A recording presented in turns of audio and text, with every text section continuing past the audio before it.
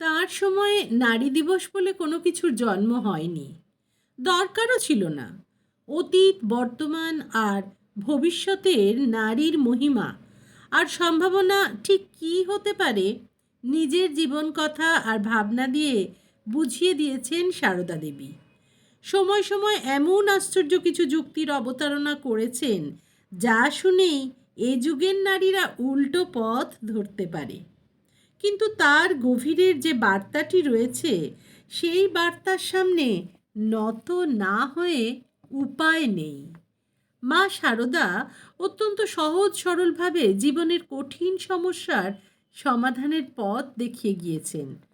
আপাত দৃষ্টিতে সাধারণ একজন গ্রাম্য মহিলা প্রথাগত শিক্ষা ছাড়া যেভাবে গভীর দর্শনের কথা বলে গিয়েছেন তা সত্যিই বিস্ময়ের উদ্রেক করে। রামকৃষ্ণ পরমহংসদেবের সহধর্মিণী তিনি।